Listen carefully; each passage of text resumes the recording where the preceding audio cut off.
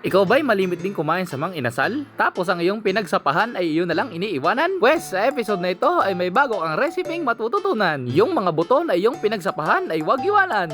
Dahil bayad yan. Sa hirap ng buhay, palag-palag. Kumakain na rin tayo ng pagpag.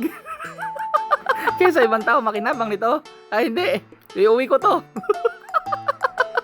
Punti na akong kakain ito. Ito yung class A na pagpag. At least malinis. At pag uwi sa bahay, atin na tong himayin. Tanggalin lang yung mga natitirang laman sa may buto. Ayon sa pagsusuri, 20% ng mamayang Pilipino walang makain sa nakaraan 3 buwan. Bakit ka mo at ano ang dahilan? Tako mo kasi umorder. Pati araw-araw ka may parcel. Kaya ikaw na nagtatrabaho, tigil-tigilan mo yung kaka-deserve ko to. Kaka-deserve mo yan? Yan, yung wallet mo, nawala na ng laman. Pero hindi, ito tunay ha. Ito tunay na tutunay. Sipagan mo lang ang pagtatrabaho. Malay mo dyan sa inyong kumpanya, ikaw pala yung nawawalang anak ng CEO. Siya ay nagulat. Hindi niya alam, siya pala ang tunay na anak ng CEO. Putang ina mo. Siya ay nagulat, namangha, napatulala, at bigla siyang napatalon sa bintana, nalaglag, patay. Ay, hindi na, balik na tayo dito. Buti na. Linisin lang natin yung mga buto-buto. At yun natira, pakain ko na sa'yo. Pasok na tayo sa pagluluto. Sa maliit na kawali, mag-init ng tubig. Lagyan ng kamatis, sibuyas, tsaka betsin. At kapag medyo kumukulo na, ilagay na natin ang ating first class na pagpag. Kung ayaw mo ng recipe natin at nadidiri ka sa amin, alis ka dito. Sama-sama mo naman tao.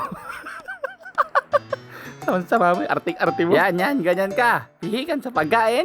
Halimaw naman sumubo ng ubare. Saan galing yung ubare? Ay, basta, pag napakuluan na ng maayos, ilagay na ang siling pangsigang tsaka ang sinigang sa sampalo. Ayoko kayong pag-isipin, ha? Pero hindi kaya, ganito rin kaya ginagawa ng ibang mga karinderya. Ganito rin kaya ginagawa nila kapag may natitira sa atin mga buto-buto. Pero in fairness, masarap yung sabaw sa karinderya. Ay, wala akong sinabing ganito ginagawa. Ano napapansin ninyo, ha? Tingnan nyo. Parehas na kami ng sabaw. Taste test. Di ba? Quality. Kung i-rate ko siguro, baka mga 8 out of 10 kung gagahin ko mismo yung sabaw. Pero hindi kami magkatulad ng sabaw. Kanila yung 8, akin yung 10.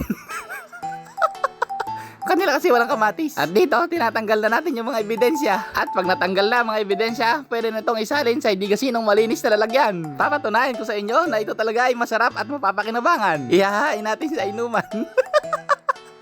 Tama-tama itong pamulutan. Shout out kay Papi Lino. Siya dito ang first bite. Tingnan nyo. Okay, first bite. Ay, di pala first bite. First higop kasi wala nakuha laman. Thank you, Lord. Ayos, tumagos. Shout out din kay bro Jano. Ay, ito mo naman Okay, tamang higop. Ayos, agos. Kaya ikaw, subukan mo na ang ating class A na pagpag.